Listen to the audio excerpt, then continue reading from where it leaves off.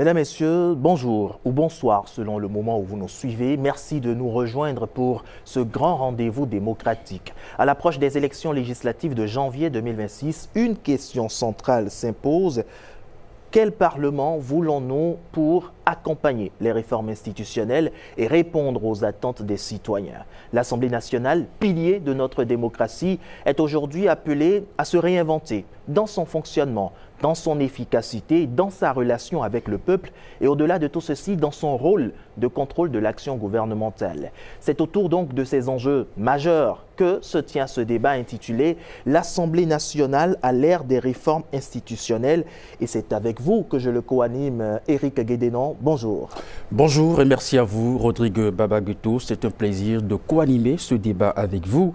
Et bien pour ce débat, nous recevons justement des représentants des partis engagés dans ces élections législatives. Nous les remercions déjà pour avoir répondu à l'invitation de la HAC. Et bien, on les présente. Nous avons un représentant du parti Les Démocrates, en la personne de Guy Dossoumy-Tokpé, et juste à côté de lui, un représentant du parti Bloc républicain, en la personne de Casimir Sossou. Et puis en face de ces deux invités, nous avons justement le représentant du parti Union Progressiste Le Renouveau, en la personne de Orden Aladati. À côté de lui, le représentant du parti Moël Bénin, en la personne de Fabroni Bill Yoklonon.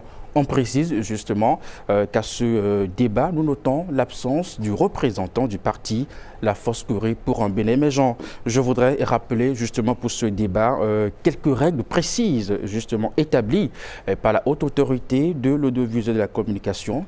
Tous les partis disposent du même temps de prise de parole, notamment pour chaque thème. Chaque représentant du parti politique dispose de 5 minutes pour partager justement leur vision avec l'opinion publique. Rodrigue. Merci beaucoup, Éric. 5 représentants, donc un temps égal pour tous. Et chers invités, nous vous rappelons que nous n'hésiterons pas à vous relancer chaque fois que nécessaire et à demander des réponses bien concrète. Démarrons donc tout de suite avec la première thématique relative à la modernisation institutionnelle. Réforme ou simple ravalement, on parle beaucoup de modernisation du Parlement, mais modernisation, que comprendre concrètement? Est-ce changer les outils ou plutôt changer les pratiques? C'est la question que je vous adresse à vous, Guy Dossoumy-Tokpé, représentant du Parti Les Démocrates. Merci infiniment, messieurs les journalistes. Je voudrais avant toute chose, saluer mes co-débatteurs, saluer les téléspectateurs et le peuple béninois. Je crois que, malheureusement, je ne pourrais pas dire aujourd'hui que notre Parlement s'est modernisé. Parce que la modernisation, ce n'est pas d'abord le matériel, ce n'est pas d'abord les outils. La modernisation passe aussi par la production parlementaire. Et aujourd'hui, on n'est pas fier de ce que l'Assemblée nationale du Bénin produit. Je prends comme exemple le dernier grand acte posé par ce Parlement où, au cours d'une élection aussi importante que la révision constitutionnelle, on puisse constater une coupure de courant. Voilà, une coupure de courant qui n'était pas une coupure anodine.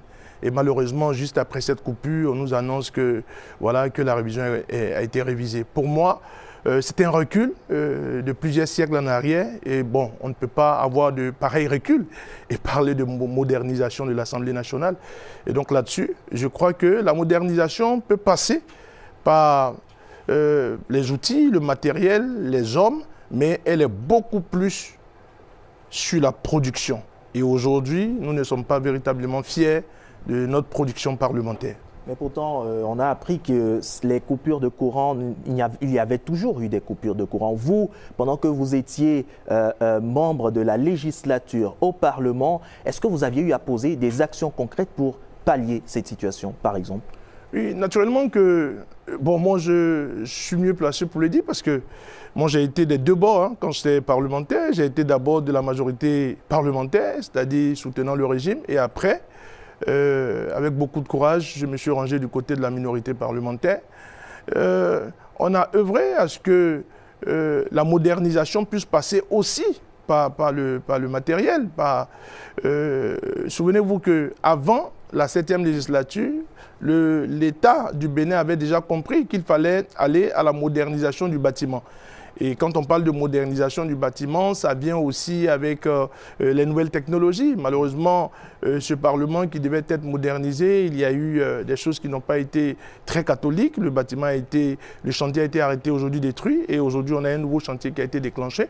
Et donc des choses ont été faites, mais pour le peu, permettez que je puisse dire qu'aujourd'hui, on n'est pas fier de la production parlementaire parce que parlant de modernisation, cela doit passer surtout par la production parlementaire. Et aujourd'hui, on n'en est pas fier. Vous n'en êtes pas fier, mais qu'est-ce que vous promettez faire si vous êtes élu à la prochaine législature pour changer la donne? Non, aujourd'hui, la première des choses que nos compatriotes doivent comprendre, c'est d'abord qu'il faut permettre l'entrée de l'opposition dans ce Parlement. Parce qu'en 2019, c'est-à-dire ce qu'ils ont appelé la 8e législature, c'était un Parlement unicolore. Et donc aujourd'hui, il faut d'abord permettre l'entrée de l'opposition dans le Parlement. Lorsque nous entrerons dans ce Parlement, nous allons équilibrer les forces dans ce Parlement. Parce que, vous savez, quand un Parlement n'est pas équilibré, et quand c'est unicolore ou monocolore, comme nous le disons, cela ne reflète pas l'image d'un Parlement qui puisse rendre fiers nos compatriotes et notre pays dans un monde moderne.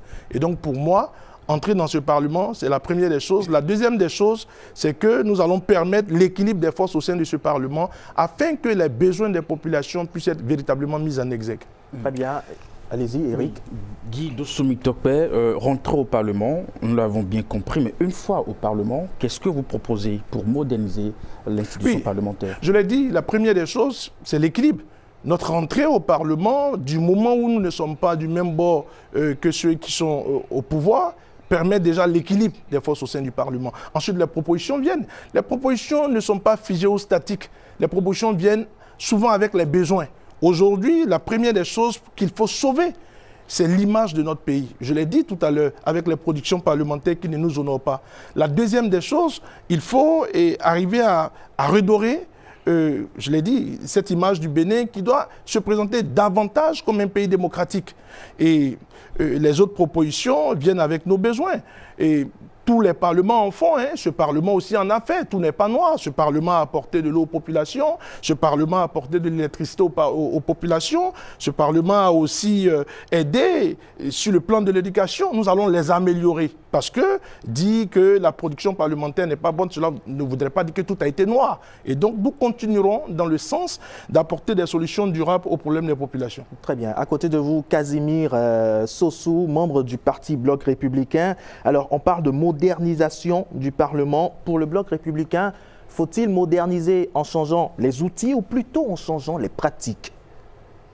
Merci, M. Rodrigue. Je salue tout le plateau, les co-débatteurs. Je salue les téléspectateurs du SRTB.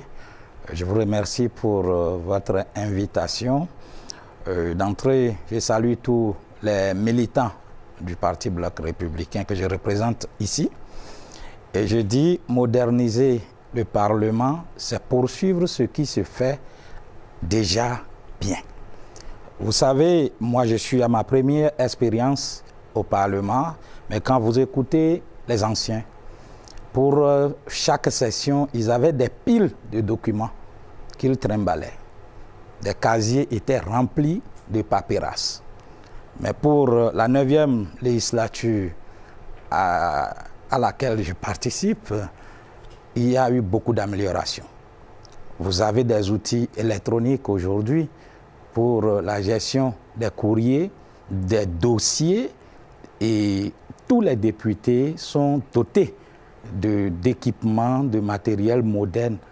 Et puis, avec le président Vlavonou, que je salue au passage, notre Parlement a connu ce que nous avons appelé le Parlement ouvert.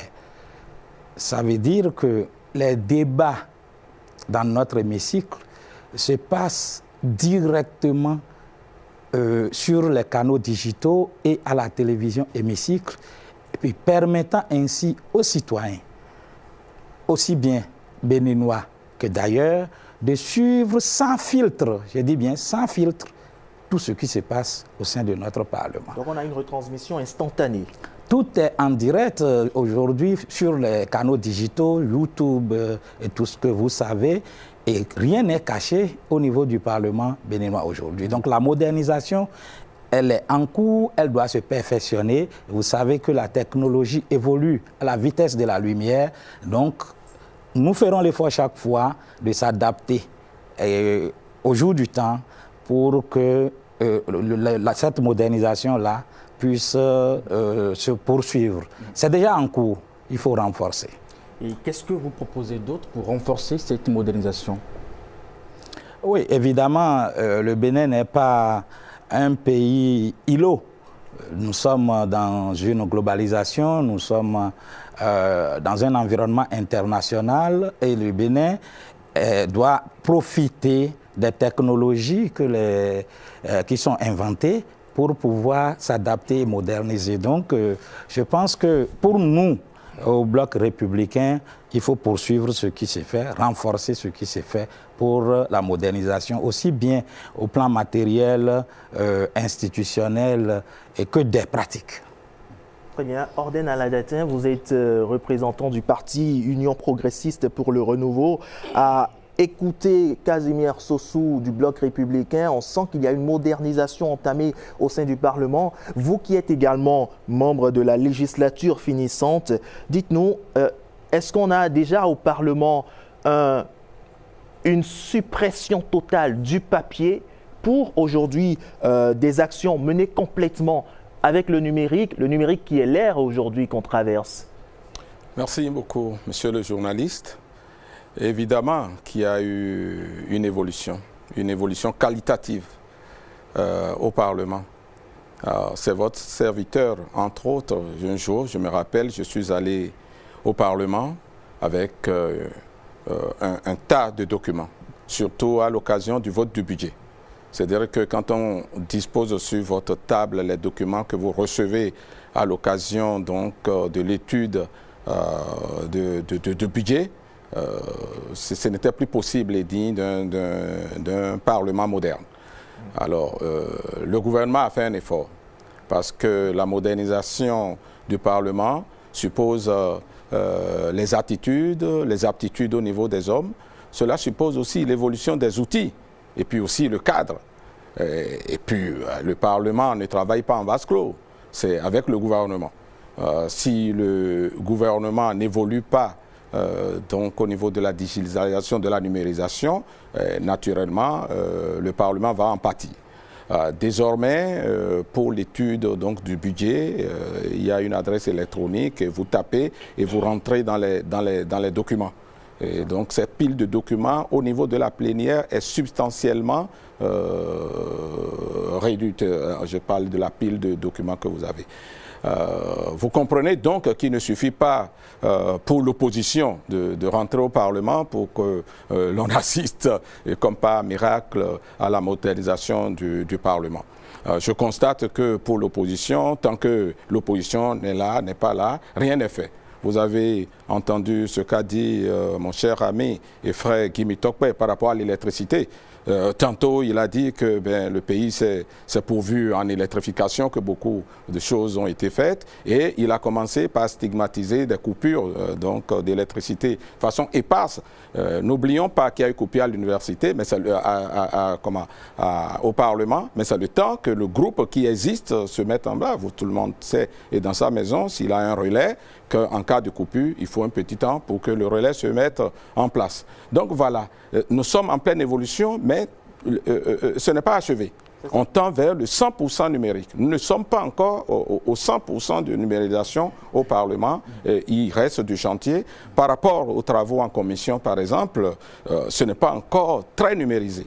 Il va falloir, et quand on ira donc dans les projections, pour le futur, on pourrait faire des propositions concrètes pour que le travail de numérisation, qui est très avancé donc au Parlement, puisse vraiment impacter les commissions et les relations entre le Parlement et les citoyens pour que nous soyons et que nous côtoyons le 100% de numérique. Quand vous parlez de très numérisé, pas encore atteint, c'est dû à quoi concrètement? Je vais dire ça comme ça, cette lenteur-là. Est-ce que c'est un manque de volonté ou autre chose? On n'a pas dit c'est lent. Il faut savoir d'où nous sommes partis.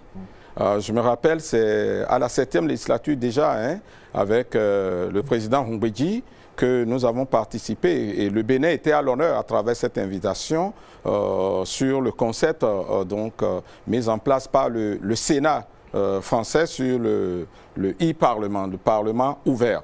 Et le Bénin s'est engagé à faire des efforts. Et ça a commencé timidement avec le président Humbedji au Parlement, c'est la 7e législature, et puis avec le président et le collègue Sossou l'a dit tout à l'heure, Vlavonou, qui a fait un bond qualitatif. Il reste à poursuivre cette aventure. C'est une marche au long cours qu'on ne saurait achever. Et de toutes les façons, il faut faire chaque jour un peu plus et c'est à ça que l'on s'attelle et que l'Union progressiste Le Renouveau va s'atteler à poursuivre lorsque les concitoyens vont nous faire confiance pour que cette œuvre-là entamée puisse se poursuivre. On va soumettre la même question aux représentants du parti Moël Bonin. Modernisation des outils de travail du Parlement, qu'est-ce que votre parti propose ? Je voudrais remercier d'abord tous les aînés qui sont passés avant moi. Il faut reconnaître une chose, c'est au bout de l'ancienne corde qu'on tisse la nouvelle. Et eux tous, à tour de rôle, ils ont abordé des questions essentielles, notamment concernant les avancées qui ont été enregistrées, qu'il faut saluer, il faut avoir le courage de saluer. Néanmoins, il y a quelques manques qui sont constatés et qu'il faut relever. Et ça, c'est ensemble qu'on le fera. Je pense que la modernisation ne se résume pas que à la digitalisation. Encore qu'en cette matière, le Bénin est très avancé par rapport à d'autres pays. Et en termes de dématérialisation, de digitalisation au Bénin, tous les secteurs sont impactés. Et normalement, l'Assemblée nationale aussi doit être impactée et a commencé d'ailleurs par être impactée. D'abord, la modernisation, pour moi, commence par la régularité de certaines pratiques. Et il y a un éminent professeur qui s'est questionné une fois dans l'un de ses ouvrages, « Quelle est ma loi ?» Et les Béninois aujourd'hui ne connaissent pas vraiment les lois qui sont votées pour eux. Cela est dû à plusieurs choses. Déjà, la présence de cette loi-là sur toutes les plateformes. Aujourd'hui, il y a une grande avancée à la matière avec le site du secrétariat général du gouvernement qui se propose en fait de mettre toutes ces lois-là en ligne. Mais on va y revenir un peu plus après. Aujourd'hui, je crois que d'abord, la modernisation doit commencer par la légistique qui est suivie. On a un problème de légistique. Les lois qui sont travaillées, qui sont votées aujourd'hui, ne sont peut-être pas adaptées aux réalités béninoises. Ce n'est pas toutes les lois, il faut avoir le courage de le dire. Il y a certaines lois qui ne sont pas adaptées. Par exemple ? Bon, je ne vais pas, je risque d'aller trop dans la casuistique, dans le cas par cas. Déjà, il y a parfois une question d'inflation législative.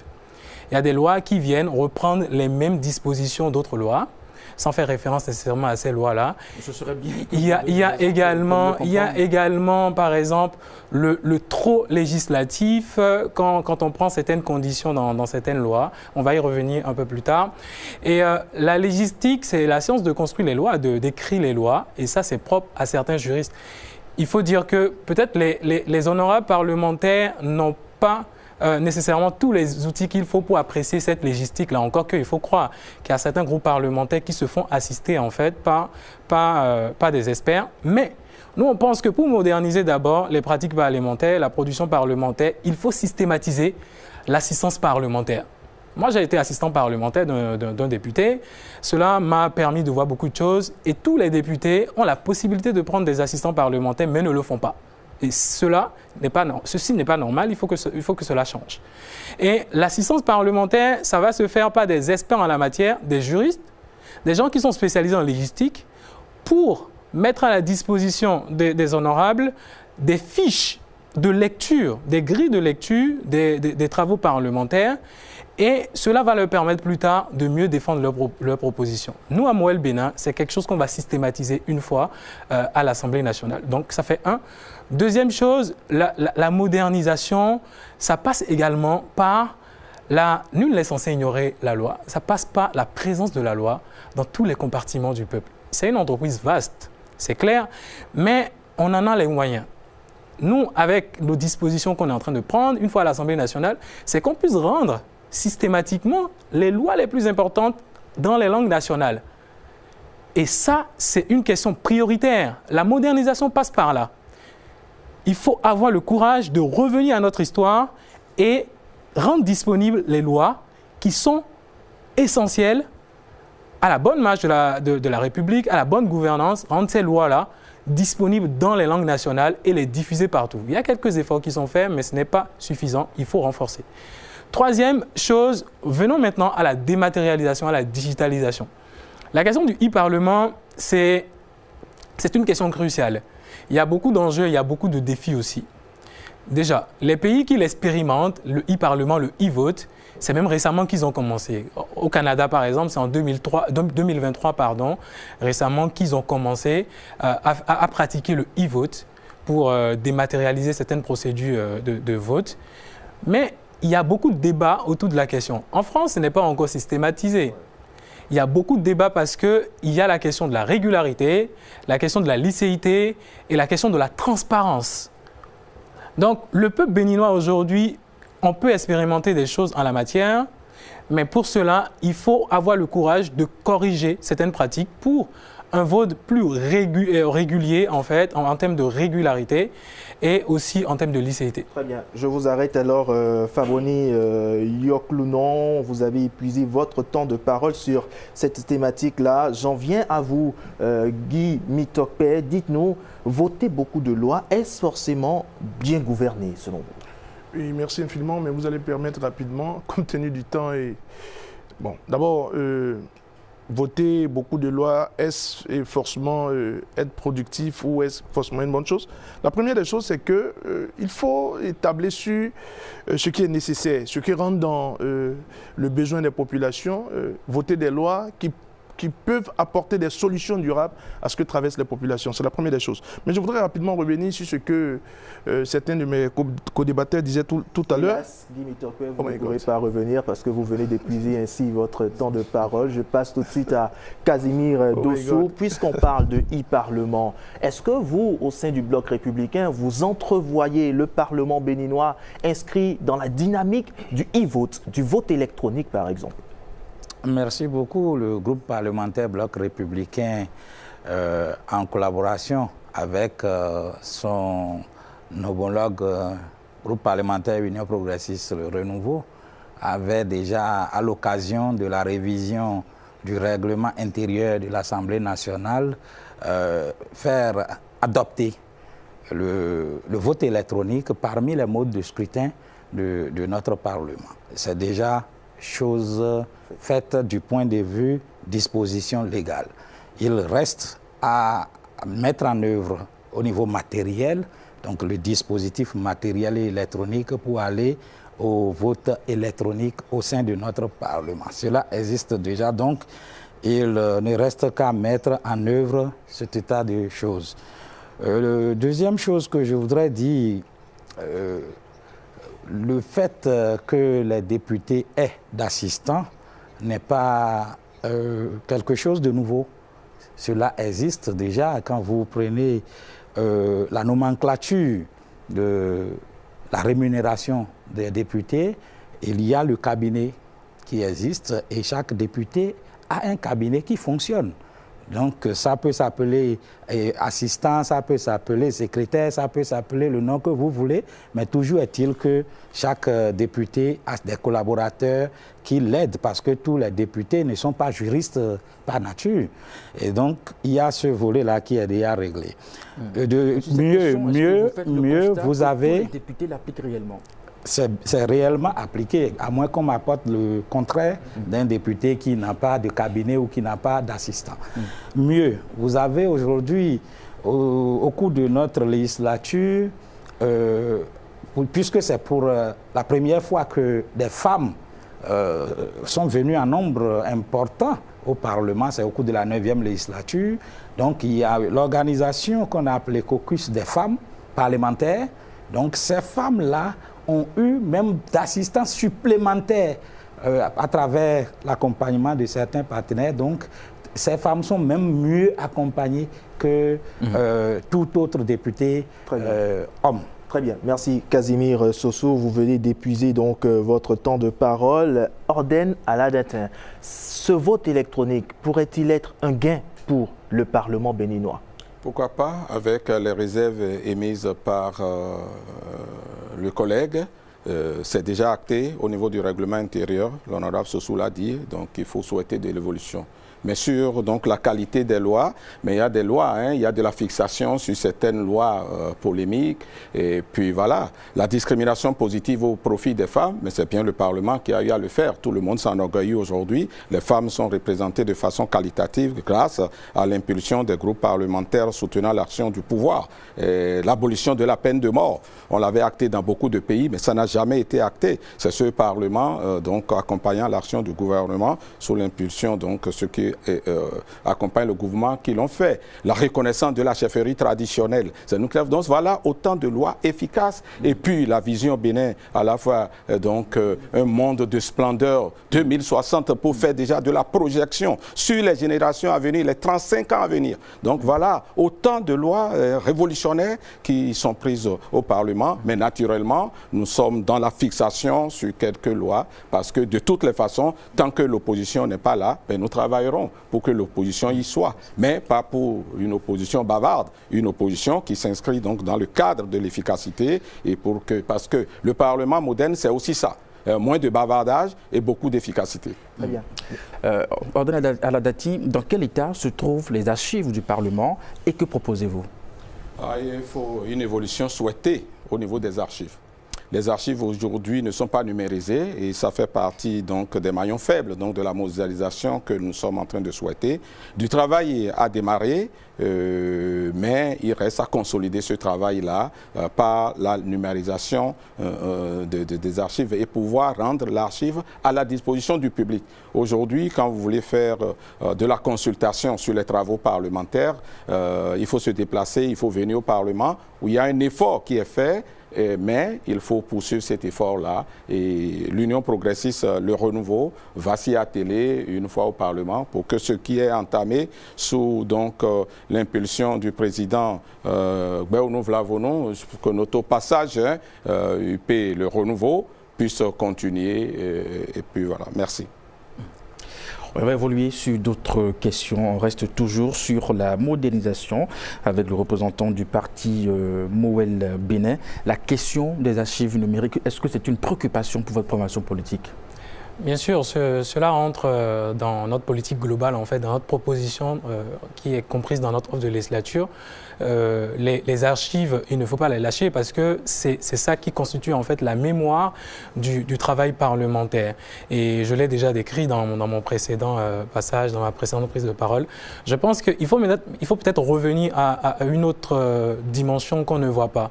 La fidélité en fait de la transcription qui est faite lors des débats.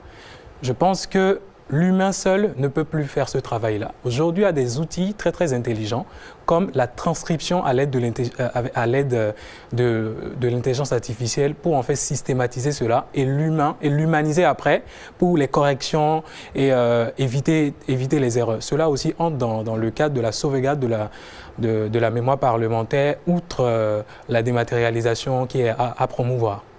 Vous proposez alors l'introduction de l'IA dans les habitudes parlementaires? Bien sûr, ce n'est plus un luxe, c'est une réalité. Et aujourd'hui, quand on fait des meetings, même en ligne, quand on fait des visioconférences, on peut intégrer une personne tierce qui est l'IA, qui va retranscrire de façon fidèle tous les débats et après, on va les relire pour l'humaniser. Ça simplifie la tâche et ça permet d'être plus fidèle.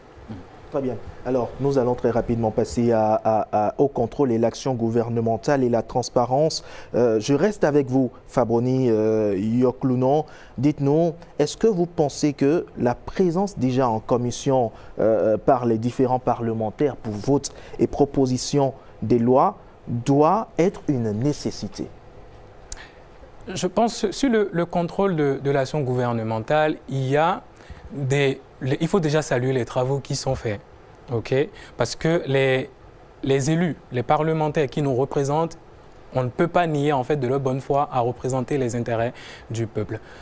Néanmoins, on pense qu'il y a des efforts, des choses à renforcer pour mieux contrôler l'action gouvernementale. il y a les outils classiques qui sont déjà là, les tests sont là, il y a les questions sur l'actualité, les questions orales avec ou sans débat, les questions écrites. C'est bien de pouvoir continuer là-dessus. Nous, à Moël Bénin, dans notre offre de législature, on est clair sur la question. On a une démarche à double détente. La première démarche, c'est de renforcer le contrôle de l'action gouvernementale en suivant notre valeur qui est claire dans la vérité politique, même en étant de la classe de la mouvance, il y a des choses sur lesquelles il faut attirer l'attention. Ça, c'est la première démarche. Deuxième démarche, il ne faut pas que dire quand c'est mauvais. On va instaurer en fait une pratique de félicitation du gouvernement. Cela entre aussi dans le cadre du contrôle pour lui dire « Écoutez, ce que vous faites, ça c'est très bien. » Nous, on l'encourage parce qu'on dit, il y a un adage dans notre langue qui dit « Avodjekento, yenikpa ». Donc, c'est les deux démarches qu'on veut aborder une fois au Parlement. Orden Aladatin, vous qui êtes de la législature finissante au Parlement, dites-nous, qu'est-ce qui a empêché ou empêchait réellement les députés de contrôler efficacement l'action du gouvernement? Les députés n'ont jamais été empêchés de contrôler l'action du gouvernement. Ça s'est toujours fait. Simplement qu'avec l'Union progressiste, le renouveau et certainement le Bloc républicain, ça s'est fait avec moins de vacarme. Et je pense pour ma part qu'il faut évoluer dans ce sens. Il y a beaucoup de choses qui sont faites avec le gouvernement. Par exemple, quand le groupe parlementaire Union progressiste, le renouveau, demande à rencontrer des ministres pour lui demander des comptes sur la question du port de casque. Quand on va voir, paix à son âme, le ministre Kouaro pour lui demander la question des AME, où est-ce que nous en sommes et quelles sont les mesures qui sont prises pour que donc les AME n'aient pas de pléthore d'heures, parce que les AME se sont plaints de ce que les heures qui sont prescrites par les tests, il y en avait qui dans le système avaient beaucoup plus étaient beaucoup plus acculés que ce qu'il n'en fallait. Ces questions-là, nous ne voyons pas. Parce que nous disons que nous soutenons le gouvernement et qu'à chaque action, qu'il ne faut pas aller sur les plateaux. Et je crois qu'il faut l'améliorer parce que nos concitoyens ne perçoivent pas ce travail efficace qui se fait. Et je pense que l'Union progressiste devrait faire savoir un peu davantage ce type d'action. Mis à part cela, il faudrait que l'on travaille tous collectivement dans la cité à montrer que le contrôle de l'action gouvernementale n'est pas nécessairement pour aller sanctionner. Et c'est ce que nous confondons. Le parlementaire n'est pas un opposant au pouvoir. Le parlementaire contrôle le pouvoir pour qu'il n'y ait pas des abus, pour que les fonds que le député met à la disposition du gouvernement ne soient pas dilapidés. Tout ça, c'est son rôle. Et les fois où je me suis senti vraiment dans la peau du député, c'est le cas où nous sommes allés sur des missions d'information sur le terrain. Je me suis retrouvé, par exemple, en Dali et à Tchaourou, en train de visiter les cantines scolaires. J'ai des vidéos où les enfants étaient heureux, où nous sommes allés constater et bien les évolutions qu'il y avait et quelques faiblesses que nous avons pondues. Et des rapports sont envoyés au gouvernement. Je crois que de plus en plus, nous devons faire publier ce genre de rapports pour que les populations sentent ce que font pour eux les députés, quoique supportant l'action du gouvernement. Et puis les pétitions. Les pétitions. Vous savez que l'un des outils au Parlement, ce sont les pétitions, où les citoyens peuvent, à travers des pétitions, 1, 2, 3 personnes, peuvent écrire au Parlement pour demander un certain nombre de choses. Et des missions sont envoyées sur le terrain dans le cadre des centres de vote, dans le cadre des découpages administratifs. Et ça, nous ne l'avons souvent pas fait assez parce que, vous savez, pour aller sur le terrain, chaque député le fait, mais le fait en groupe nécessite des moyens, parfois que l'Assemblée nationale n'arrive pas à mobiliser au profit des groupes qui se forment. Je crois que les groupes parlementaires devraient davantage s'impliquer dans ce devoir, donc d'écoute des populations à travers ce genre de thématiques où ce ne soit pas nécessairement sur l'organisation du Parlement, mais que les groupes parlementaires organisent eux-mêmes. Et c'est ce que nous allons faire à l'Union progressiste, le renouveau, pour que de plus en plus que nous ayons ce genre de mission d'information interne aux groupes parlementaires sur le terrain. Très bien. Et Casimir Sossou, vous qui êtes du Parti Bloc républicain, comment est-ce qu'on prévoit participer au contrôle de l'action gouvernementale, bien qu'étant membre de la majorité politique? Merci beaucoup. C'est une prérogative du parlementaire et le Bloc républicain satisfait cette obligation à travers déjà le vote de la loi, du règlement, qui est un contrôle constitutionnel de l'exécution du budget par le gouvernement. Et vous savez, dans la pratique, avant que le Parlement n'adopte la loi de règlement qui dit que la gestion du gouvernement a été faite dans les règles de l'art et conformément au budget prévu, il y a un anneau blanc que la Cour des comptes met. Et donc la Cour des comptes vient exposer devant le Parlement les amens qu'elle a faites de la gestion du gouvernement. Et ça, c'est un outil important pour permettre aux députés non comptables, non financiers, d'avoir le regard du professionnel, de l'expert qu'est la Cour des comptes avant d'adopter la loi de règlement.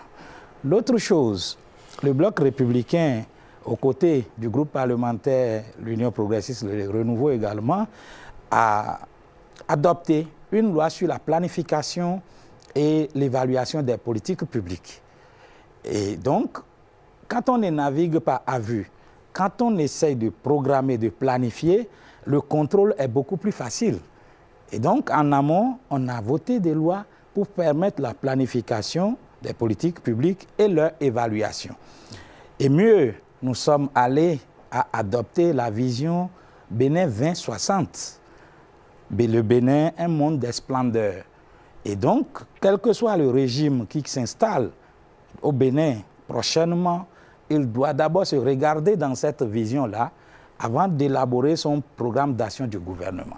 Et donc, c'est dans ces outils de prévision que nous pouvons puiser les outils de suivi, de contrôle de l'action gouvernementale. Il y a bien entendu les questions au gouvernement, donc questions orales, questions écrites, questions avec débat, et des descentes sur le terrain.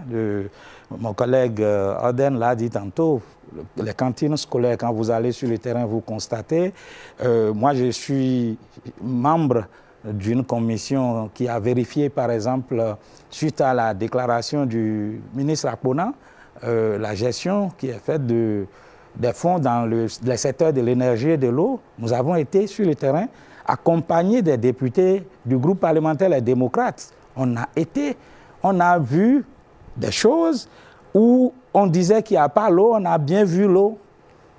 On est allé sur l'Okpara, on a constaté. Ça, c'est aussi le contrôle de l'action gouvernementale. Donc, c'est pour dire qu'au niveau du Bloc républicain, nous restons dans le cadre défini par la loi, donc pour les prérogatives du parlementaire, et dans ce cadre, on suit bien l'action gouvernementale. Est-ce que vous comptez renforcer ce contrôle pour les années à venir? Bien sûr que oui, parce que ça doit se renforcer à travers la digitalisation de tout secteur. Vous savez, aujourd'hui, les informations, et là, il faut féliciter le gouvernement, avec la digitalisation de tous les secteurs de l'administration publique aujourd'hui, pour avoir une information, vous n'avez pas besoin forcément d'aller dans la structure. Et déjà, de votre smartphone, vous pouvez avoir des informations. Et ça facilite les débats quand les ministres passent devant l'Assemblée nationale, même en commission, vous avez assez d'éléments même pour confondre les membres de l'exécutif. Et aujourd'hui, cela est tellement utile qu'il faut renforcer cela pour les législatures à venir, parce que le contrôle de l'action gouvernementale, c'est ça qui permet au gouvernement d'être beaucoup plus, disons, regardant envers et lui-même sa conduite de l'action publique. Merci. Guy Dossou-Mitokpe, il est dit du député qu'il vote des lois et qu'il contrôle l'action du gouvernement. Que compte faire votre parti politique en la matière? Merci infiniment. D'abord, il faut savoir ce qu'on avait déjà fait. Étant au sein de ce Parlement, je crois que s'il y a un rôle qui n'a pas été bien joué au cours de cette législature, c'est bien le rôle de contrôle de l'action gouvernementale. Parce que vous savez que les députés, c'est 3 rôles fondamentalement: consentir l'impôt, contrôler l'action du gouvernement et voter les lois. Et donc sur la question du contrôle de l'action gouvernementale, les députés de l'opposition ont fait ce qu'ils avaient à faire. Quand vous prenez un groupe parlementaire comme celui des démocrates, on a posé plus de 70 questions au gouvernement. Et sur la totalité de ces questions, à peine le gouvernement est venu répondre à 10 ou 11 questions. Et donc, c'est pour cela que je disais tout à l'heure que l'entrée de l'opposition, ce n'est pas forcément le bavardage dont parlait mon cher aîné, ou bien tout ce qui est ostentatoire, c'est-à-dire le match vu. Mais il faut reconnaître aujourd'hui que depuis un certain nombre de législatures, la question du contrôle de l'action gouvernementale n'est pas véritablement exercée comme il se doit. Et si ce n'est pas véritablement exercé comme il se doit, c'est que le régime travaille à cela. Vous voyez, on a aujourd'hui une constitution qui a été d'abord modifiée le 1er novembre, je crois bien, 2019, dans des conditions que vous connaissez, avec un Parlement purement monocolore. Et dans ce qui a été modifié dans cette Constitution, il y avait qu'il fallait retirer le droit aux députés de ratification de prêts.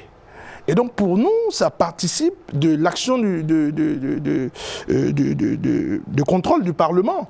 Et donc lorsqu'on arrache une prérogative comme cette prérogative au Parlement, c'est que visiblement, vous êtes face à un exécutif qui n'a pas véritablement envie que le Parlement joue ce rôle comme il se doit. Et cela se transcrit d'ailleurs dans le comportement des membres du gouvernement actuel lorsqu'ils ne viennent pas répondre aux questions. Parce que tout à l'heure, vous me posiez la question de savoir quand on rentrera au Parlement, qu'est-ce qu'on apportera de nouveau. Et c'est que j'ai insisté sur le fait que les besoins des populations doivent être au cœur de nos actions. Lorsqu'il y a eu la creusée des tranchées dans la partie septentrionale contre les paysans, on a posé des questions. Lorsqu'il y a eu des bavures policières, on a posé des questions.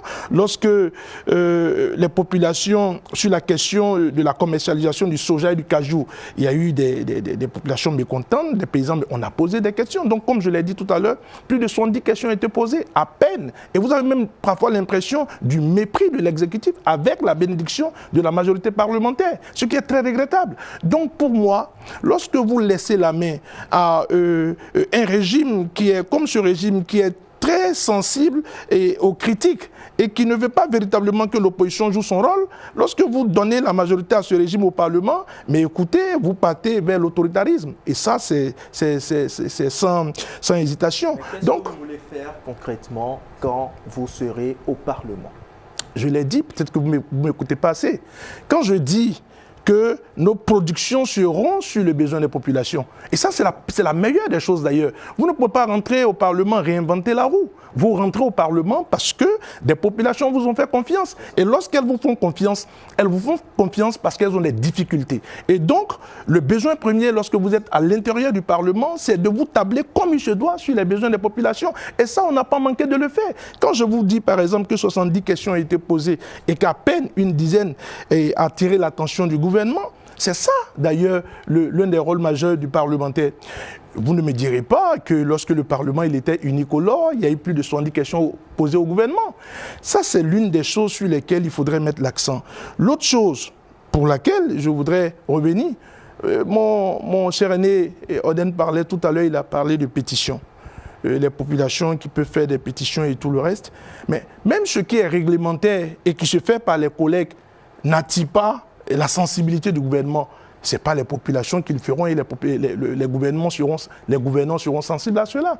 Et donc, c'est pour toutes ces raisons que je pense que le 11 janvier 2026 est une date stratégique, fatidique pour notre pays.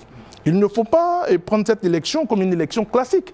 Le 11 janvier 2026, nos populations doivent comprendre qu'il faut sortir massivement pour arrêter un certain nombre de choses. Il faut sortir massivement pour accorder le suffrage au parti aujourd'hui qui est exclu, au parti aujourd'hui qui est ostracisé, au parti aujourd'hui sur lequel il y a beaucoup d'acharnement.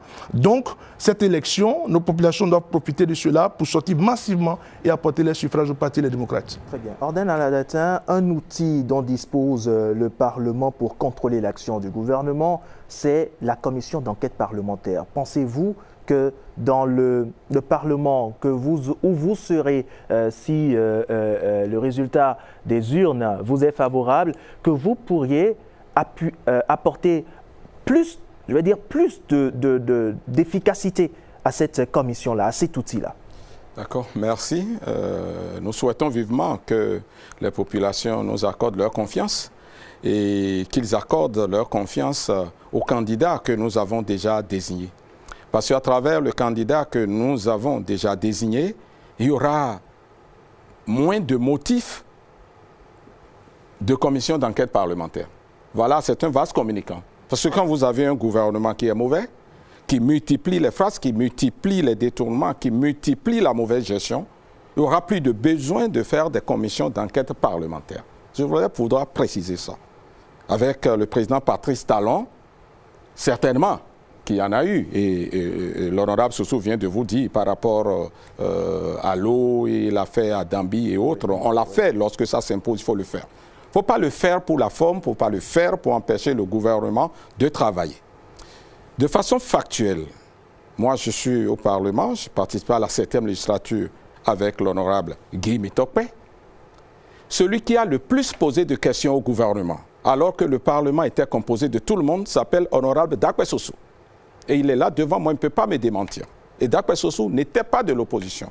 Parce que vous savez, pour nous-mêmes, quand on a eu ce gouvernement qui travaille et que je dis, bon, les résultats seront visibles sur le terrain, il y a même des informations qu'à travers ces questions-là, le gouvernement nous apporte, nous qui soutenons le gouvernement. Vous savez que dans la normocommunication, le gouvernement que nous avons supporté a été totalement timide. Et même vis-à-vis de nous qui supportons l'action du gouvernement, il y a des choses que le gouvernement vient au Parlement que nous découvrons. Et nous, ça ne nous plaît pas que ce soit ainsi. Et parfois, nous-mêmes, nous posons des questions pour mieux voir la marche, donc les orientations que nous avons données, comment c'est opérationnalisé sur le terrain. Donc, ce n'est pas un problème du tout, les questions à poser au gouvernement et autres. Et les commissions d'enquête parlementaire qui ont été mises en place par le parti, aucune d'elles n'a abouti. J'ai dit, aucune n'a débouché à rien. On va bavarder au Parlement, on va crier, les populations vont dire, voilà, ils nous défendent. Chaque commission d'enquête parlementaire, les députés prennent des PTM pour aller sur le terrain. Et puis au finish, zéro. Il y a eu des propositions qui ont été faites pour que dans ces commissions de députés, qu'il y ait des techniques, puisque les députés ne sont pas des techniciens pour aller investiguer, faire des rapports pour pouvoir poursuivre. Quelle proposition, par exemple? Non, une proposition concrète, par exemple, pour que dans ces commissions parlementaires, qu'on mette des techniciens qui savent faire ce genre de travail, ce que les députés ne savent pas nécessairement faire. Et je ne donnerai que cet exemple-là. Donc, c'est ça, le Parlement doit s'ouvrir à l'opposition, nous sommes d'accord, mais tout ce que nous disons, c'est que l'opposition ne vienne pas, vous voyez bien la GDIZ, où donc, voilà, une industrialisation. On a toujours dit que le pays n'est pas industrialisé. Sous l'effort du gouvernement, nous avons mis en place la GDIZ. Et l'honorable Guy Doussou Mitokpe vient de nous dire publiquement qu'une fois au Parlement, l'opposition va demander que les paysans vendent nos produits à l'extérieur. Alors que les pays de l'AES, vous avez vu les pays de l'AES, le Niger, le Burkina, interdisent que leurs produits vivriers viennent au Bénin, rien que les produits vivriers. Et l'honorable Guy Mitokpe vient dire à nos populations qu'une fois au Parlement, lui va briser les tranchées pour que donc notre soja, notre coton, notre cajou puisse être vendu de l'autre côté de la frontière. En le faisant ici, honorable Guy Mitokpe, et le président de la République vous l'a dit face à face, vous allez tuer la GDIZ. Vraiment, ne faites pas ça. Si vraiment les populations nous écoutent, mais ne faites pas ça, honorable Guy Mitokpe. Vous n'avez pas le droit de tuer le tissu industriel en gestation au Bénin. C'est ça, cette décision qu'on va instrumentaliser. On va dire aux populations, vous pouvez vendre vos produits partout. Ce n'est pas bon, il ne faut pas faire ça. Très bien. Honorable Aladati, vous avez indexé le représentant du parti Les Démocrates. Il aura le temps de réagir, justement. Voilà. On va laisser la parole à Fabroni Bill Yoklouno. En termes de contrôle de l'action gouvernementale, qu'est-ce que Moël Bénin propose? Alors, vous voyez, vous constatez avec moi, les téléspectateurs vont le constater aussi, qu'il y a quand même des fissations entre les deux aînés. C'est la preuve qu'il faut un renouvellement politique. Et Moël Bénin est là pour ça. Moël Bénin propose cette vision-là, parce que tant qu'il y aura des pics lancés entre anciens honorables qui se connaissent très bien, hein, il faut un renouvellement politique et il faut planifier en fait l'action parlementaire. Et nous l'avons fait, nous le faisons à Moël Bénin. Nous avons notre offre de législature. Il y a la version complète qui est 44 pages, le livret qui est juste en 6 pages. Et cette offre de législature aborde toute notre vision, en 12 fondements et en 25 engagements. Et pour nous, le contrôle de l'action gouvernementale est clair. Mais il faut d'abord revenir au rôle du député, à la mission du député. Outre l'action législative, celle de voter des lois ou de proposer des lois, outre le contrôle de l'action gouvernementale, le député représente tout le peuple béninois. Et une fois qu'il siège à l'Assemblée nationale, il a l'obligation en fait de retourner vers ce peuple-là pour mieux comprendre les aspirations du peuple et surtout anticiper certaines questions en écoutant le peuple. Et nous, à Moël Bénin, de façon systématique, dès qu'on aura, même avant d'avoir des députés, on le fait déjà, c'est de planifier les descentes sur le terrain, entre les sessions ordinaires à l'Assemblée nationale. Il faut que les députés aillent sur le terrain de façon organisée, aillent réécouter leurs bases par rapport à leurs difficultés sur des sujets afin de les remonter dans les questions, dans les outils du contrôle d'action gouvernementale. Donc, c'est ce que nous va proposer. On va planifier en fait nos actions dans la communauté. C'est tellement important que c'est précisé dans notre offre de législature parce qu'en le faisant, nous arrivons à anticiper beaucoup de choses. Le Parlement n'est pas le bras opérationnel de l'exécutif. Non, le Parlement est le premier pouvoir, si on peut même le dire ainsi. C'est le premier pouvoir parce que c'est le pouvoir qui vote, qui légifère. Et c'est les lois qui sont votées, qui sont proposées, qui sont relues, qu'applique l'exécutif. Et pour nous, c'est clair que la démarche, elle est double.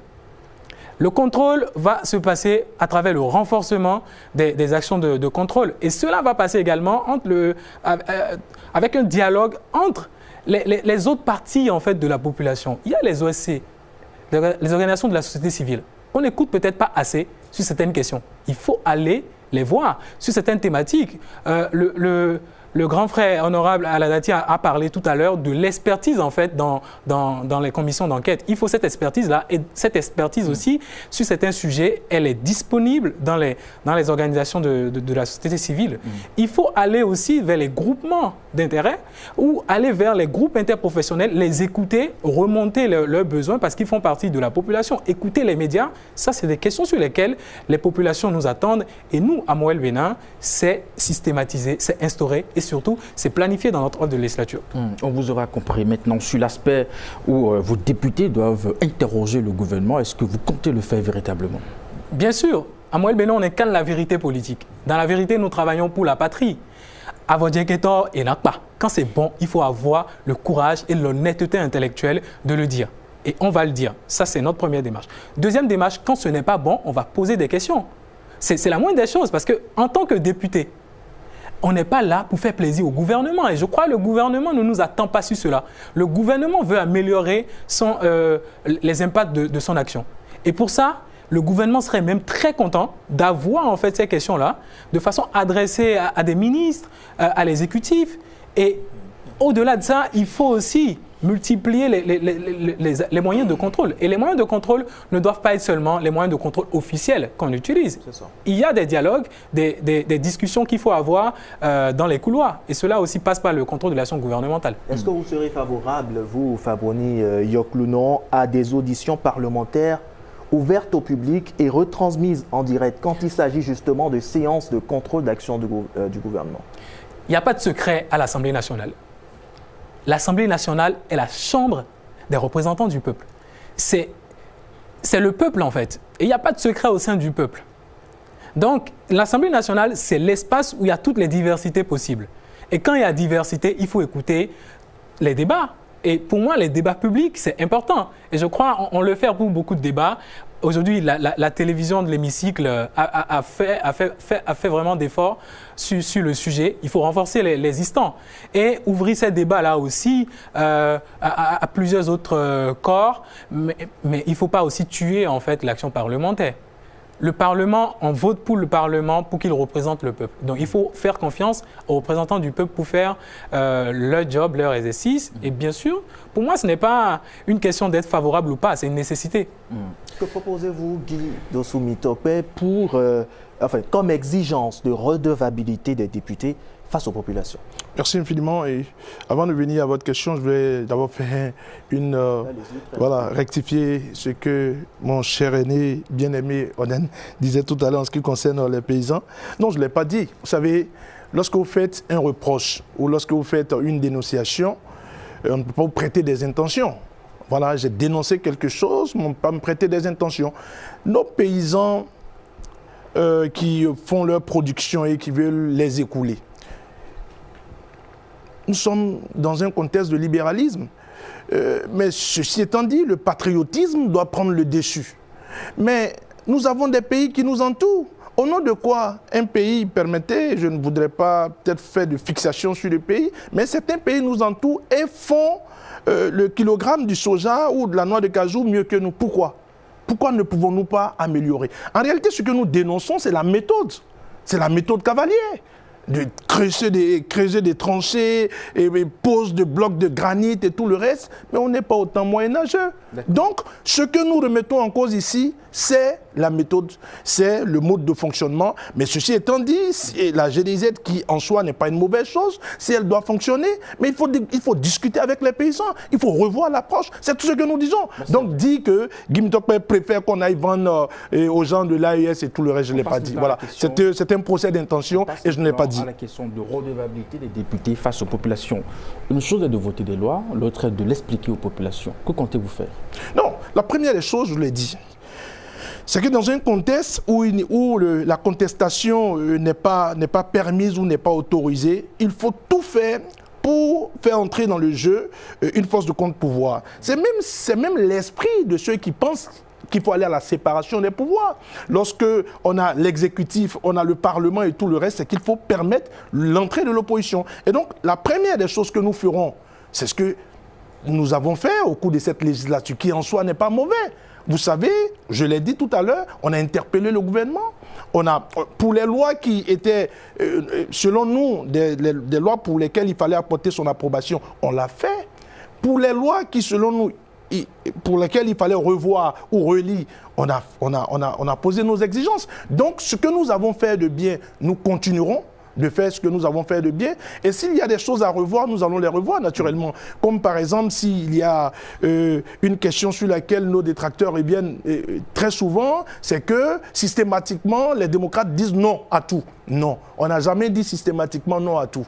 Ce qui, selon nous, rentre dans le cadre de développement du pays pour le bien de tous, on contribue à cela et ça, c'est sans gêne. Ce n'est pas la question. C'est bien la question. Est-ce que le parti, les démocrates, comptent aller rendre compte à nos populations pour des lois qui seront votées à l'Assemblée nationale? Ça rentre dans le cadre du contrôle de l'action du gouvernement, comme je l'ai dit tout à l'heure. Et nous sommes favorables à ça, on ne peut pas dire compte. Lorsque les populations vous font confiance et qu'elle vous envoie à l'Assemblée nationale, la redevabilité, c'est quelque chose pour laquelle nous nous sommes toujours battus. Donc retournez.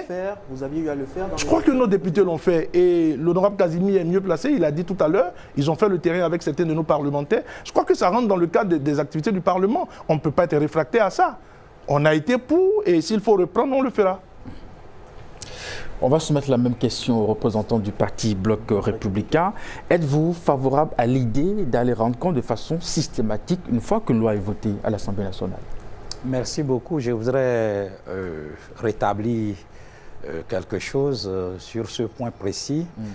Désormais, dans notre pays, la vulgarisation des lois est dévolue au Conseil économique et social. Le CES moderne, le CES modernisé, dans ses démembrements dans les départements, ont pour mission d'expliquer les lois. Vous avez vu la version révisée de notre Constitution récemment, c'est le Conseil économique et social qui a pris le lead pour expliquer le contenu des aspects révisés à nos populations. Donc, désormais, c'est vrai, le député, à travers sa circonscription, explique, mais de façon régalienne, cet exercice est confié au Conseil économique et social. Je voudrais dire quelque chose par rapport aux accords, autorisations de ratification des prêts que l'honorable Guy Mitokpe a tantôt fléchés. Je pense que, comme l'a dit souvent le président Patrice Talon, le Bénin est au-dessus de nous tous. Et si le Bénin est au-dessus de nous tous, nous défendons les populations pour leur mieux-être. Pour leur mieux-être. Et pour leur mieux-être, tout est urgent au Bénin et tout est important, opportun et urgent. Et donc, quand on a besoin de fournir de l'eau aux populations, de l'électricité aux populations, des routes, comme on en a actuellement, on a besoin d'avoir des financements et d'aller le plus rapidement possible. Eh bien, vous avez connu par le passé des accords soumis à ratification du Parlement qui passent toute une législature sans être autorisés, pendant que le bailleur rappelle la possibilité au Bénin d'avoir ces prêts-là. Et donc, on a tout le temps marqué les pas du surplace. Et c'est ça, si je peux même rappeler, le président Yahi Boni, un jour, était furieux et a sorti le concept de la dictature de développement. C'était justement sur ce point-là. Et quand vous discutez avec nos collègues démocrates en off, pas devant caméra, ils vous diront, même si nous prenons le pouvoir, personne ne reviendra sur ça parce que le développement, le cœur du développement est là, c'est la mobilisation des ressources. Il ne faut pas que ça soit laissé à l'humeur du parlementaire qui autorise l'exécutif. Le peuple a fait confiance à un président de la République pour développer le pays. Et donc, au nom de droits parlementaires, le député empêche le président de la République d'aller chercher, d'aller mobiliser les ressources pour développer. Et donc, si le Bloc républicain avait déjà accompagné cette révision-là pour que le gouvernement puisse avoir les prêts et rendre compte au Parlement dans les 90 jours. Et donc, à travers le contrôle de l'action gouvernementale, ce compte est rendu et puis tout est dans le budget et revient encore dans la loi de règlement. Donc, cet aspect de la révision est très positif pour le pays. Je voudrais souligner cela et dire sur l'aspect des paysans, la culture et tout ça, le programme du Bloc républicain, le programme de législature du Bloc républicain a déjà initié des avant-projets de loi sur la modernisation de l'agriculture, comment mettre assurance maladie, assurance universelle pour les paysans, l'assurance par rapport au changement climatique pour que les paysans ne soient plus soumis aux aléas. Tantôt, s'il ne pleut pas, leur investissement est perdu. Il faut quand même qu'il y ait quelqu'un qui assure cela. Et donc, il y a ces projets qui sont là. Il y a des propositions, des projets de propositions de loi qui sont dans le programme de législature du Bloc républicain qui concernent la professionnalisation ou comment mettre fin à la précarité de la carrière des enseignants AME et comment faire la révision des taux horaires de notre formation, de cursus scolaire, pour permettre une adéquation formation-emploi. Le Bloc républicain propose que les horaires au niveau des cours soient revus pour que la matinée soit au cours théorique et que dans l'après-midi, on puisse rattacher nos apprenants à des corps de métier auprès des centres de formation pour que, in fine, à la fin de la formation, on ne soit pas seulement destiné à parler le français, mais qu'on puisse faire quelque chose. C'est dans notre programme de législature.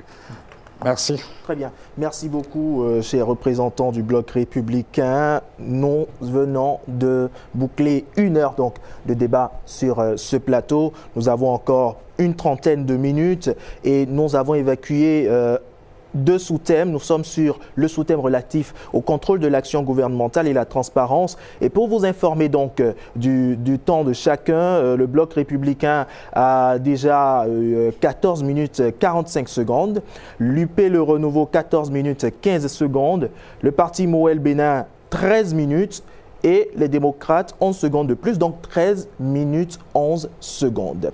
Voilà donc pour le temps de parole de tout un chacun jusqu'à cet instant. Et nous abordons à présent le volet relatif à la place des citoyens, des médias et de la société civile dans la vie parlementaire.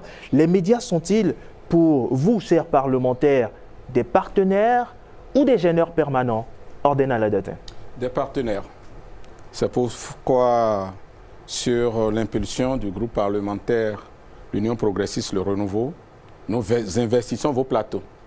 Parce qu'une fois, et vous pouvez témoigner, des militants, des cadres de l'Union progressiste Le Renouveau n'ont été invités sur vos plateaux et ont brillé par leur absence. Déjà, donc, des partenaires privilégiés.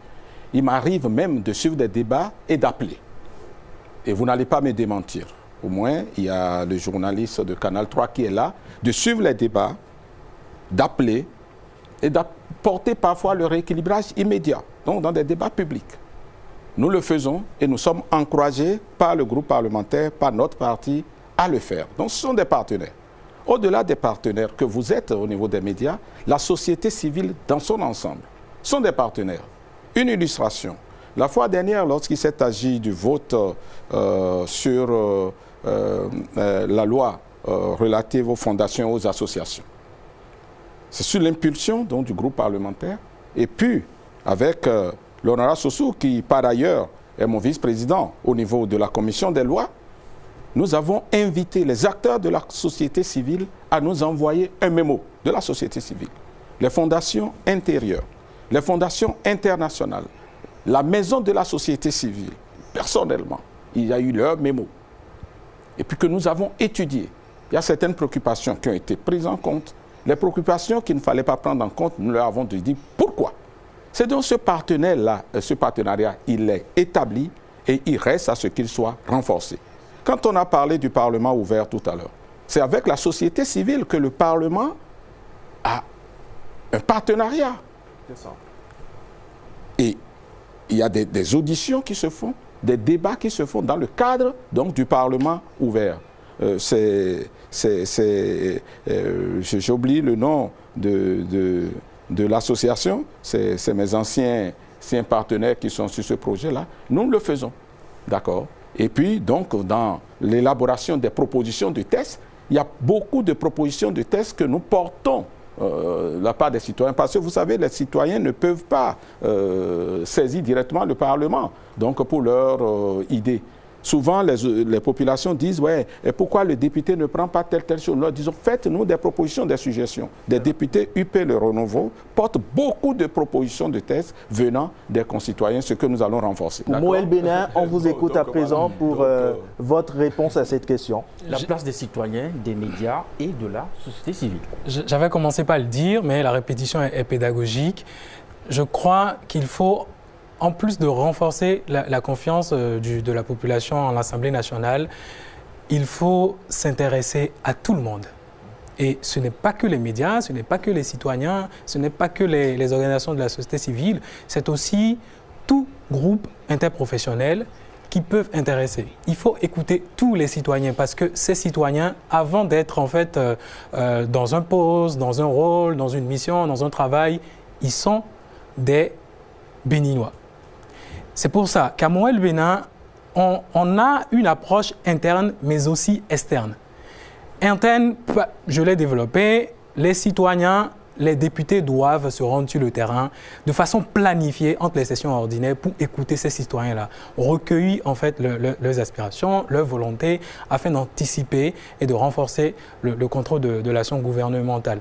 Les médias sont des citoyens et il faut se prêter à l'exercice, surtout dans la bienveillance de répondre à leurs appels sur les plateaux de télévision. Et nous, on est très disponibles pour parler de la question. Mais ce qui m'intéresse beaucoup plus dans cette approche que vous abordez, c'est l'approche externe. Aujourd'hui, pour les élections communales et législatives, la diaspora n'exprime pas son vote. Ceci n'est pas normal, il faut que cela change. C'est pour ça qu'on a proposé dans notre offre de législature que la diaspora soit concernée pour exprimer son vote. C'est très important parce que quand on prend le produit national brut, qui est différent du produit intérieur brut, le produit national brut, les Béninois de l'extérieur, ils participent fortement. Et personne ne peut le nier. Que ce soit au Canada, en Amérique, en France, même sur le territoire africain, ils participent fortement, mais ces gens-là n'expriment pas leur vote lors des élections communales et législatives. Et cela déjà, ça passe pour la redevabilité, pour aussi en fait les intéresser à la question. Il faut que cela change. Et nous, on a fait des propositions sur lesquelles on travaille dans notre offre de législature. Une fois à l'Assemblée nationale, c'est des choses sur lesquelles on va travailler pour que tous les Béninois puissent participer. Dernier volet de mon intervention par rapport à la question, oui, il faut la diplomatie parlementaire. Donc, il y a des citoyens béninois un peu partout dans le monde et qui voient comment les choses se passent dans les autres assemblées. Et je crois qu'à l'Assemblée nationale, il y a des pratiques qui permettent en fait cette diplomatie-là, qui est le dialogue entre les parlements. Et cela passe également par la communauté dans laquelle nous sommes. Nous sommes dans la CEDEAO, nous sommes dans l'UEMOA. Et la diplomatie parlementaire doit s'intéresser déjà à l'espace sous-régional pour qu'on puisse renforcer nos pratiques parlementaires, renforcer nos actions. Et cela ne sera bénéfique qu'au peuple béninois. Et on peut même aller jusqu'à l'uniformisation, l'harmonisation de certaines pratiques, comme c'est le cas dans le droit OHADA. Cela aussi peut se faire dans le cadre des parlements, tout en sachant raison garder. Merci beaucoup, Fabroni Yoklounon.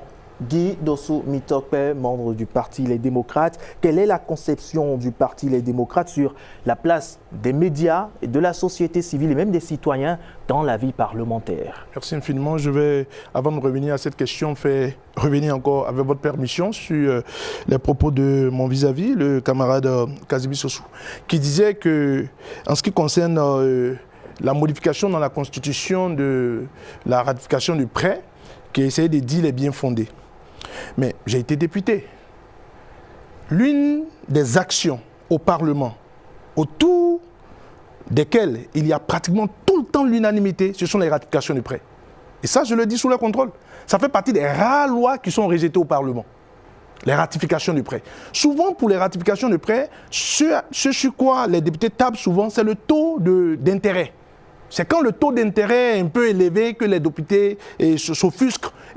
Voilà. Sinon, quand c'est un taux d'intérêt, parce que c'est un prêt qu'il faut rembourser, souvent ça passe comme une lettre à la poste. Et donc, dire que le gouvernement voulait aller vite, et il faut aller vite, tout est urgent, non. C'est un argument qui ne tient pas. Ça, c'est la première des choses. La deuxième des choses sur laquelle je voudrais revenir, c'est qu'il aurait dit que le président Yahi Boni a dit des dictatures du développement et tout le reste. Moi, je l'ai dit, je ne suis pas là pour défendre ce que le président Yahi a dit au moment où il était président. Parce que j'ai envie d'être franchement assez cohérent avec moi-même. Mais là-dessus, je ne crois pas que ce soit en ce qui concerne la ratification des prêts. Non, ce n'est pas vrai. Je crois que ça devait être dans un domaine bien précis. Voilà, donc il ne faut pas permettre l'amalgame pour ne pas être bien compris. Sur la question de le partenariat, la place des médias, la société civile et tout le reste, nous sommes aujourd'hui les meilleurs partenaires de la presse et de la société civile. Compte tenu de le plateau, par exemple, de la télévision nationale, à plusieurs reprises, nous avons voulu le Parti Les Démocrates sur notre plateau, mais hélas. Mais la télévision nationale n'a jamais été aussi transparente avec l'opposition que nous sommes que les autres partis du pays. Sur des débats où vous devez être présent, de la même manière qu'on invite aussi les partis de la mouvance, vous criez par votre absence. Non, mais plusieurs fois, vous savez, quand vous avez l'impression que vous n'êtes pas traité sur le même pied d'égalité que les autres, il faut quitter la table. Et là-dessus, l'ORTB, je ne sais pas si aujourd'hui c'est SRTB, ils ont été les champions en cela. Les champions, vous dites? Champions dans la discrimination. Et pourtant, à plusieurs reprises, nous vous avons contacté sur des débats publics. Et la RCTB, je ne sais pas, ORTB ou SRTB pense changer aujourd'hui de fusil d'épaule et voudrait véritablement équilibrer le jeu avec un parti d'opposition comme nous, on est prenant. Mais si nous constatons que nous ne sommes pas traités sur le même pied d'égalité que les autres, on quitte la table. Et ça, c'est ce que nous avons toujours fait. Là-dessus, je dis... le sentiment d'être lésé, là maintenant. Non, mais aujourd'hui, il y a un chronomètre que je regarde bien tout le temps que je parle. On fait l'effort. Donc, c'est déjà très bon qu'il y ait un chronomètre pour qu'il n'y ait pas de favoritisme. Ce sur quoi je voudrais insister, c'est que les meilleurs partenaires des médias aujourd'hui et de la société civile, c'est bel et bien le Parti Les Démocrates. Parce que vous savez que nous passons le clair de notre temps à dénoncer et à faire des propositions. Il n'y a pas de régime qui ait plus fait de mal aux médias que le régime dit de la rupture. Aujourd'hui, oui, aujourd'hui les chiffres parlent d'eux-mêmes. Le nombre de médias qui ont disparu, la paupérisation au sein des journalistes. Et même quand on parle du Parlement, le Parlement aujourd'hui, il n'y a plus cette libéralisation médiatique au sein du Parlement. J'ai vu mes camarades dire Parlement ouvert, je ne sais pas ça veut dire quoi. Mais quel Parlement ouvert? Aujourd'hui, mais pratiquement tout est bouclé au sein du Parlement. Tout est encadré au sein des 4 murs, tout est filtré au sein du Parlement. Quand j'étais à la 7e législature, on avait une foison de presse qui, après accréditation, avait la possibilité de diffuser ou de prendre des images. Aujourd'hui, ce n'est plus possible. Ce n'est plus possible aujourd'hui. Aujourd'hui, les choses sont caporalisées avec les médias au sein du Parlement et après, filtrage, on donne ce qu'on a envie de donner. La radio du Parlement est fréquemment brouillée. Moi, je l'écoute dans mon véhicule. Vous n'avez pratiquement plus le signal. Et donc, quand on parle de YouTube et tout le reste, non, mais ce n'est pas un Parlement ouvert. Il faut qu'on se dise la vérité. Je vais regarder mon temps et je vais m'en arrêter là. Très bien, merci beaucoup. Et ça vous fait bien de regarder votre temps parce que actuellement, l'UP Le Renouveau est à 17 minutes 2 secondes. Le Parti Les Démocrates à 17 minutes 20 secondes. Moël Bénin 16 minutes 10 secondes. Et le Parti Bloc Républicain 14 minutes 45 secondes. Je voudrais avoir aussi votre avis, vous, Casimir Sossou, sur cette question de la place des citoyens, des médias, de la société civile dans la vie parlementaire avant qu'on ne passe aux innovations que chacun des partis présents sur ce plateau propose pour la prochaine législature. Très rapidement, Casimir Sossou. Merci beaucoup pour le Bloc républicain. Les médias sont des partenaires privilégiés. En cela, vous savez que dans la nomenclature des vice-présidents que nous avons au Bloc républicain, vous avez un vice-président chargé de la communication. Et donc, avec les médias, c'est le professeur Romaric Ogoualé qui est votre interlocuteur direct. Cela montre combien le Bloc républicain taille d'importance aux médias. Vous savez, nos outils, vous avez le parti à un site web. Aujourd'hui, il est possible à tout Béninois, qu'il soit en campagne, en ville ou hors du pays, d'adhérer au parti le Bloc républicain à travers un lien et faire éditer sa carte de membre sans venir physiquement au siège du parti. Quant à la société civile, nous avons des échanges réguliers avec les organisations de la société civile. Le Bloc républicain a toujours participé à toute invitation, a pris part à toute invitation d'organisations de société civile, que ce soit sur le code électoral, que ce soit sur la révision de la Constitution, quelle que soit la thématique, la chefferie traditionnelle, tous les éléments d'angle de loi qui ont interpellé la société civile, le Bloc républicain s'est fait le devoir d'être aux côtés de la société civile. Les citoyens, oui, nous sommes tous les jours, nous vivons dans la population, le député vit dans la population, et donc comme nous avons des représentants sur toute l'étendue du territoire, oui, la collaboration entre Bloc républicain et citoyens, c'est de tous les jours, c'est notre thé quotidien. Et donc, pour nous, ces trois acteurs sont majeurs et privilégiés pour le Bloc républicain. Et c'est en cela que le Bloc républicain est le parti des jeunes et des femmes. Eh bien voilà, nous sommes dans la dernière ligne droite de ce débat. Nous allons évoquer à présent les innovations parlementaires que vous portez justement pour vos formations politiques. On va commencer par Orden Aladati. Qu'est-ce que l'UP propose comme innovation pour la prochaine législature? Je rappelle, avant que vous ne preniez la parole, M. Orden Aladati, il ne vous reste que 3 minutes pour ce plateau. 2 minutes 50. Merci. Plus précisément. Tout à fait. Merci. Allez-y. Alors, c'est déjà renforcer les acquis, parce qu'il y a beaucoup de choses qui ont été très bien faites. Les acquis, y compris la loi qui a été votée pour les ratifications. Parce qu'au-delà de ce que dit l'honorable Mitokpe, nous sommes dans un monde concurrentiel. Nous avons besoin de financer l'eau. lorsque le ministre des Finances, qui est notre candidat pour l'avenir, va sur les marchés publics et va trouver des taux de 2 à 3%, il n'attend pas qu'on vienne ratifier parce que les autres pays ne passent pas par cette procédure. Quand il rentre au pays pour la ratification, il revient, ce crédit n'est plus disponible. Nous allons donc renforcer les acquis. Et puis après, par rapport aux députés, renforcer la formation, mettre à niveau tous les députés parce que tout le monde, nécessairement, quand il vient au Parlement, on n'a pas les mêmes niveaux.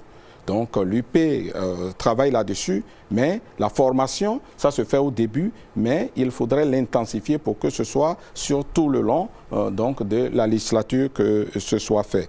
Les missions d'information des groupes parlementaires, c'est le Parlement qui l'organise. Le groupe parlementaire devrait pouvoir initier donc les missions d'information sur le terrain. Et quand je dis mission d'information, ce n'est pas nécessairement des missions d'enquête. Lorsque ça s'impose, on le fera. Mais c'est des missions parce que quand vous avez donné des moyens au gouvernement, il faut aller voir à travers les programmes et projets ce qui est fait des moyens que vous mettez à disposition. Donc, au-delà du Parlement, même dans son ensemble en tant qu'institution, les groupes parlementaires devraient pouvoir renforcer cela. Et puis, il faudrait qu'on travaille à mettre sur pied une plateforme au service des commissions.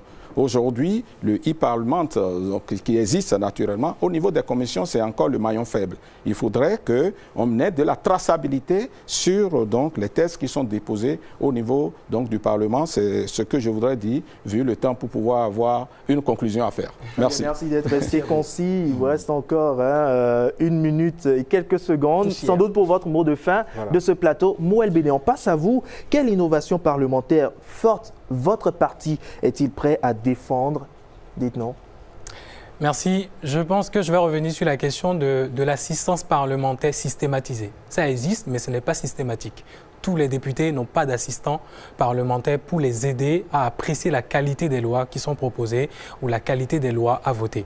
Donc ça, c'est une première innovation que nous, on veut apporter. À l'interne, on pense que le député peut encore plus jouer le rôle de représentant du peuple en mettant une pratique propre à nous, c'est de reverser au moins 5% des émoluments des députés dans un fonds spécial qui va permettre en fait de soutenir les actions de la population, donc jeunes, et ça va être un fonds spécial qui permet en fait de soutenir des idées novatrices d'une partie. Vos députés à vous, oui, l'ensemble des députés. Les députés à nous. Ça c'est une pratique d'abord propre à l'interne. Si les autres députés veulent l'imiter, ça serait 5%, bien. 5%, vous dites? Oui, 5% des émoluments. Merci. Donc, le chiffre est précis et c'est marqué dans notre offre de législature. L'autre chose, nous allons travailler vraiment à assoit une certaine préférence nationale dans certaines lois. Déjà, on va réviser le code des marchés publics pour imposer une préférence nationale lorsque les entreprises vont sur la table des marchés publics, en fait, notamment les entreprises étrangères, qu'elles aient l'obligation de s'associer aux entreprises béninoises avant de bénéficier de ces marchés-là. Cela va renforcer en fait la professionnalisation des jeunes. Moi, le Bénin est le parti des jeunes et je vais le démontrer avec des chiffres clés. Et ça fait partie des innovations qu'on apporte au Parlement parce que nous avons déjà 10% sur notre liste de jeunes, dont 50% ont moins de 35 ans. Ça, aucun parti ne fait mieux que nous. On a 40% de femmes sur nos listes. Aucun parti ne fait mieux que nous. On voulait atteindre les 50%, malheureusement, il n'y a pas assez de dossiers qualifiés à ce niveau-là. Donc, c'est des candidatures non favorisées, mais méritées, parce qu'on prône la méritocratie. On va, sur l'impulsion de la dynamique législative, on va quand même proposer et voter une loi qui va permettre de créer d'autres circonscriptions électorales pour les Béninois de la diaspora afin qu'ils puissent vraiment s'exprimer de façon efficace dans le processus électoral au niveau des communales et des législatives. Ça, c'est une innovation majeure qu'on apporte. Les langues, il n'y a pas d'inclusion sans les langues nationales. On a, dans notre offre de législature, dans les 25 engagements, une proposition de loi qui va permettre d'ériger 2 langues nationales au plan officiel pour non seulement renforcer les curricula scolaires pour nos élèves parce qu'on constate que la formation aujourd'hui, elle est très, très occidentalisée. Il faut avoir le courage de le faire. Cela va renforcer l'intelligence sociale des apprenants et va leur permettre de penser un développement vraiment localisé.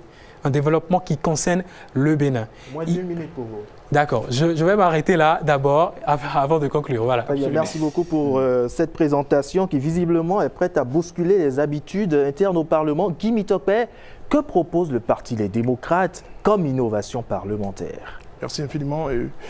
C'est sur quoi nous allons essayer de travailler afin que cette 10e législature puisse être une législature qui travaillera beaucoup plus sur les leviers de développement. La première des choses, c'est que nous allons travailler à ce qu'il y ait, sur la question des votes des lois, qu'il y ait beaucoup plus de consensus autour du vote des lois, prioritairement sur les lois électorales. Parce que sur les lois électorales, on a l'impression que les lois électorales sont faites souvent parce qu'on a envie d'atteindre un but bien précis, on a envie de décater. Bon, nous ferons tout pour qu'il y ait beaucoup plus de consensus, parce que les lois électorales sont des lois majeures.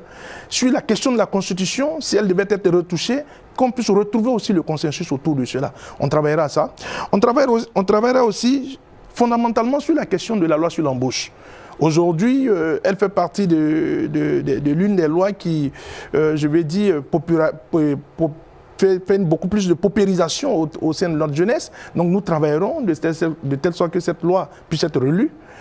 La question du coût de l'électricité et de l'Internet, nous ferons de telle sorte qu'il y ait des lois qui puissent aller dans le sens de la réduction des coûts de l'Internet et de l'électricité. Parce qu'aujourd'hui, vous n'êtes pas sans savoir que l'électricité, dans un pays comme le Bénin et dans l'espace UEMOA, nous faisons partie des coûts les plus élevés. On travaillera sur cela. Et sur un point, nous rejoignons un peu nos amis de Moël Bénin sur la question de la promotion de nos langues nationales. On fera de telle sorte que nos langues nationales puissent être véritablement promues. Il a dit 2, peut-être qu'on travaillera à ce que ce soit 4. Et en ce qui concerne les aires géographiques, là-dessus on se rejoint. Et enfin, je voudrais juste dire que pour nous, le contrôle de l'action gouvernementale, nous n'allons pas mettre un frein à cela. On travaillera afin que cela puisse davantage renforcer. Kazmi Sossou du Bloc républicain, quelles sont les innovations que vous portez? Merci beaucoup. Le Bloc républicain, dans son programme de législature, a prévu d'innover dès l'entame à travers la révision du code électoral. Révision du code électoral pour y insérer des sièges pour les sièges de députés pour les Béninois de la diaspora. Il faut que les autres continents soient étudiés et scindés en circonscription électorale pour permettre aux Béninois de la diaspora d'être représentés dans l'ensemble du Parlement béninois. Il y a également la question de leur vote qui est mis dans le projet du Bloc républicain, à savoir le vote en présentiel, par voie postale ou par voie électronique. Donc cela fait partie de la révision du code électoral que le Bloc républicain propose. Il y a une proposition, donc un avant-projet de proposition de loi sur les artistes et écrivains. Parce que les artistes, leur carrière, c'est sans lendemain. Donc le Bloc républicain suggère qu'une loi soit prise pour encadrer la carrière des artistes jusqu'à les conduire à leur retraite pour leur mieux-être. Il en est de même pour les écrivains. Et le Bloc républicain propose également une révision ou une relecture du code domanial, code foncier et domanial, pour y insérer le cadastre numérique pour permettre à nos opérateurs économiques, aux jeunes entrepreneurs, d'avoir la facilité d'accès aux garanties pour aller au crédit auprès des institutions. Et donc, voilà quelques innovations. J'ai évoqué plus haut la proposition de loi sur la carrière des enseignants AME et sur les réformes dans le secteur de l'éducation également que le Bloc républicain a dans son programme de législature pour les Béninois. Merci. Merci à vous, ces représentants de partis politiques. Nous allons passer à présent aux déclarations finales. Orden Aladati, vous avez 1 minute. Merci beaucoup. Ça reprend par moi, à nouveau. C'est pas grave. Alors, merci beaucoup. Le parti Union progressiste, le renouveau, s'inscrit dans le progrès. La priorité, c'est le développement du Bénin. Pour cela, nous avons identifié, désigné et investi un candidat, un duo de candidats que nous comptons accompagner au cours de la 10e législature. Un projet de société et un programme de gouvernement auquel nous allons participer sur le programme et le projet de société, nous y travaillons absolument. Nous allons le mettre ensemble et que ce candidat doit être accompagné. Il faudrait que donc les populations, les citoyens nous fassent confiance. Parce que les problèmes qui sont majeurs, c'est les problèmes d'eau, d'électricité qui ne sont pas encore totalement résolus. Un effort a été fait. 10 secondes. Merci beaucoup. Donc, que les concitoyens nous fassent confiance et que ceux qui menacent de renverser la table soient réduits au Parlement à leur plus simple expression. Merci. Merci beaucoup. Mouel Bénin. Chers compatriotes, vous avez vu avec moi qu'il y a beaucoup de fixations sur les anciens. Il faut oser le renouvellement politique. Et il faut vraiment oser cela pour des pratiques nouvelles à l'Assemblée nationale. Nous voulons un Parlement qui se recentre sur l'essentiel, l'humain et l'inclusion.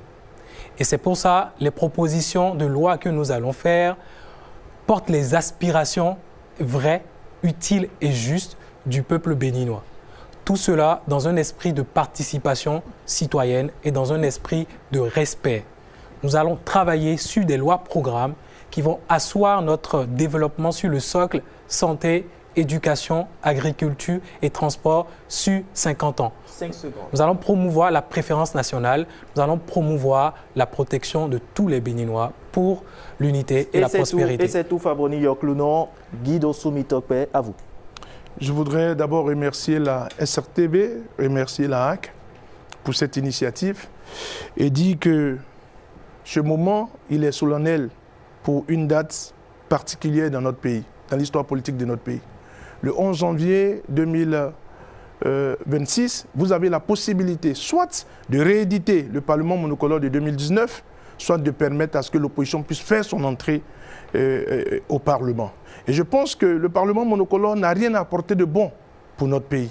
Et donc, pour ne pas que le Parlement monocolore puisse être rebissé, il faudrait impérativement apporter votre choix sur le Parti Les Démocrates. Votez massivement pour le Parti Les Démocrates, qui est d'ailleurs le seul parti qui n'a pas d'accord de coalition parlementaire. Restez avec nous, votez pour nous. Ensemble, nous vaincrons. Et c'est tout. Monsieur Sossou.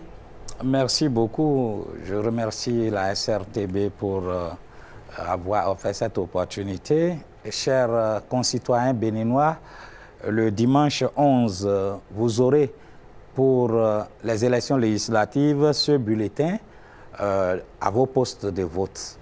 Et il ne vous reste qu'à estampiller, mettre le cachet sur le cheval blanc cabré pour faire un choix utile pour un Parlement de développement, un Parlement d'impact et de confiance pour accompagner le prochain président de la République. Et comme l'a déclaré les Écritures saintes, les derniers seront les premiers, puisque le Bloc républicain est le dernier à prendre la parole sur ce plateau. Et au soir du 11 janvier, le Bloc républicain sera la première force politique du Bénin. Je vous remercie. Merci, Monsieur Sossou. Nous arrivons au terme de ces échanges. Cher Éric Guédénan. Merci à vous, Rodrigue. Merci aussi à tous ces participants et représentants des partis politiques. Alors, mesdames, messieurs, eh bien, le Parlement de demain ne se jugera plus sur les intentions, mais sur des résultats. Et ce débat nous l'a montré. Moderniser, contrôler, rendre compte, ce sont désormais des exigences citoyennes, pas des options politiques. Merci à vous, chers invités, pour la qualité des échanges de ce débat, le respect de l'équité et surtout du temps de parole. 3 mots-clés se dégagent: modernisation, contrôle, proximité. Autant de défis que la prochaine Assemblée nationale devra relever pour rester en phase avec les réformes institutionnelles et les aspirations citoyennes. Merci à vous, téléspectateurs, de nous avoir suivis. Restez connectés, informez-vous et surtout, exercez vos droits. Très bonne soirée à vous. Au revoir.